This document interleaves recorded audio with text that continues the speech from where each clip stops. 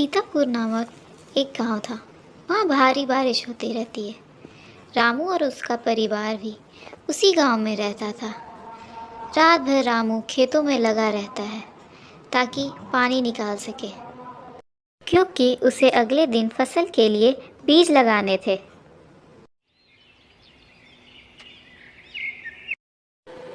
माँ, पिताजी अभी तक क्यों सो रहे हैं? उन्होंने कहा था आज हमें खेतों में अपने साथ ले जाएंगे। पिताजी को बोलो ना माँ, हमें ले जाएं। हाँ माँ, चुनी सही कह रही है। पिताजी ने हमें कहा था कि वो हमें साथ ले चलेंगे। फिर वो अब तक क्यों सो रहे हैं? बेटा, कल रात पिताजी घर नहीं आए थे। रात को इतनी बारिश हो रही थी कि खेतों में पानी भर गया था। वो रात भर वहीं फंसे रह गए। जब वो घर आए तो उन्हें बहुत तेज बुखार हो गया था, इसलिए वो सो रहे हैं। आज तो खेतों में बीज भी लगाना था, पता नहीं अब क्या होगा। वैसे तुम दोनों जाओ बाहर खेलो, मैं नाश्ता बना रही हूँ। खेल कर आना तो खा लेना। चलो अब जाओ।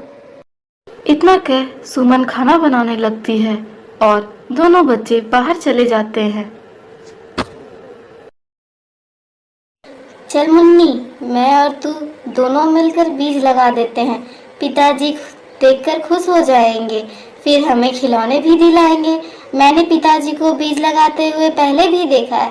जैसे जैसे मैं लगाऊंगा तू भी वैसे वैसे लगाना। ठीक है भैया, आप बताना, मैं वैसे वैसे ही करूंगी। जैसा जैसा आप बताते जाओगे मैं वैसे वैसे बीज लगाती जाऊंगी। फिर दोनों बच्चे खेत की तरफ चले जाते हैं।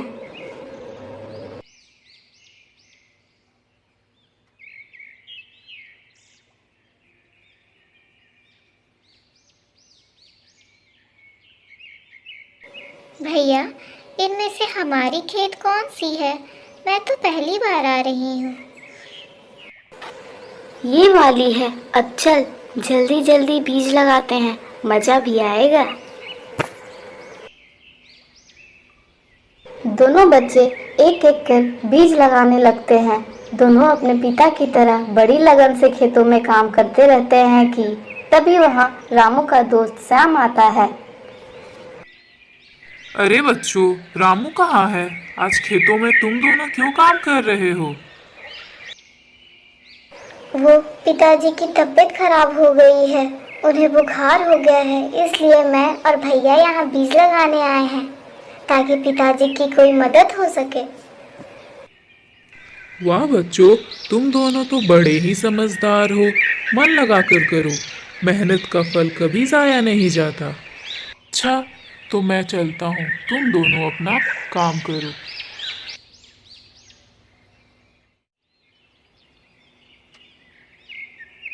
ये काम तो हो गया मुन्नी। खेत में काम करना आसान नहीं है, बड़ी मेहनत लगती है। पिताजी कितना मेहनत करते हैं, ना अकेले दिन रात खेतों में लगे रहते हैं। अब चल हम खेलने को जाते हैं। भैया, आप सही कह रहे हो। चलिए, हमारे सारे दोस्त इंतजार कर रहे होंगे। खेलने के बाद फिर घर चलेंगे। आधा महीना बीत जाता है। रामू की तबीयत भी ठीक हो जाती है। इतने दिन हो गए, हमारे तो खेत भी ऐसे ही रह गए होंगे। इस बारिश तो बीज लगाने में देरी हो गई। पता नहीं अब अच्छी बारिश होगी या नहीं। अगर नहीं हुई तो हमारी फसल नहीं हो पाएगी। मैं थोड़ा खेत देखाता हूँ सुमन, बच्चे नहीं दिखाई दे रहे हैं, कहाँ गए दोनों? ठीक है, आप जाइए खेत देख कर आइए। बच्चे कहाँ जाएंगे, इधर ही खेल रहे होंगे। परेशान रामू अपने खेतों की ओर चला जाता है। वहां पहुंचते ही देखता है कि उसके खेत में छोटे छोटे धान के पौधे निकले हुए हैं। वो हैरानी में पड़ जाता है और इधर उधर देखने लगता है। अरे रामू, तुम्हारी तबीयत कैसी है? अब बहुत दिन के बाद दिखे। अब सब ठीक है ना? काफ़ी कमज़ोर लग रहे हो। घर पर सब ठीक ठाक है ना? हाँ श्याम, मेरी तबीयत खराब हो गई थी, आज थोड़ा अच्छा लगा तो खेत देखने चला आया।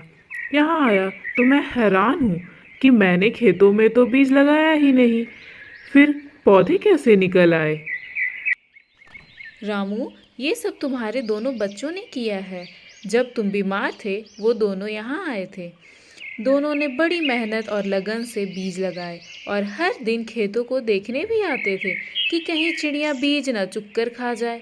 बड़ी अच्छी किस्मत है तुम्हारी रामू, जो इतने प्यारे और समझदार बच्चे मिले हैं तुम्हें। ये सब सुन रामू वहाँ से चला जाता है।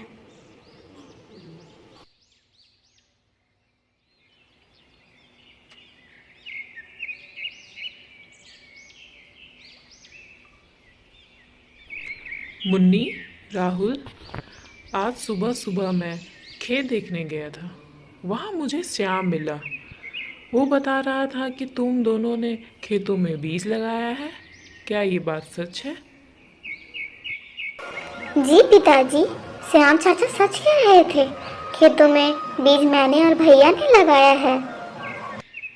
पता है, मुझे और भैया को काम करके बहुत मजा आया और बहुत सीखने को भी मिला। जी पिताजी, आपकी तबीयत ठीक नहीं थी, इसलिए मैंने ही मुन्नी को खेतों में मेरे साथ बीज लगाने को कहा था, ताकि आपकी थोड़ी मदद हो सके। मुझे और मुन्नी दोनों को काम करके सच में बहुत अच्छा लगा पिताजी। आप बिल्कुल परेशान मत होइए। रामू अपने दोनों बच्चों के साथ घर के अंदर चला जाता है और सब साथ बैठकर खाना भी खाते हैं। 3 महीने बीत जाते हैं। रामू की फसल भी तैयार हो जाती है। देखो सुमन, इस बार की फसल और सालों से ज़्यादा अच्छी हुई है। बच्चों की मेहनत रंग लाई। दिल से किया हुआ काम हमेशा सफल होता है। आप सही कह रहे हैं। इस बार की धान और सालों से ज़्यादा और अच्छी हुई है।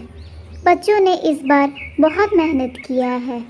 वे दिन रात खेत में लगे रहे, जिसकी वजह से हमारी धान बहुत ही अच्छी हुई। इस बार हम इन्हें ज़रूर मेले में घुमाने ले चलेंगे। दोनों बच्चे रामू और सुमन की बातें सुनकर खुशी के मारे कूदने लगते हैं। चलो सुमन, तैयार हो जाओ और घर पर खाना मत बनाना। सब मेले में चलते हैं, वहीं खाना खाएंगे। दोनों बच्चों के लिए खिलौने भी ले लेंगे। ठीक है, बच्चे बाहर ही खेल रहे हैं, मैं उन्हें बता देती हूँ। खुशी के मारे दोनों उछल कूद करने लगेंगे। रामू अपनी पत्नी सुमन और बच्चों को लेकर मेले में जाता है। वहाँ दोनों को खिलौने भी दिलाता है। दोनों बच्चे बड़े खुश होते हैं। इस कहानी से यह सीखने को मिलता है कि हमें हमेशा मेहनत करनी चाहिए। मेहनत का फल ज़रूर मिलता है। प्लीज़ वीडियो को लाइक करें और चैनल को सब्सक्राइब करें। Bye bye rocket babies.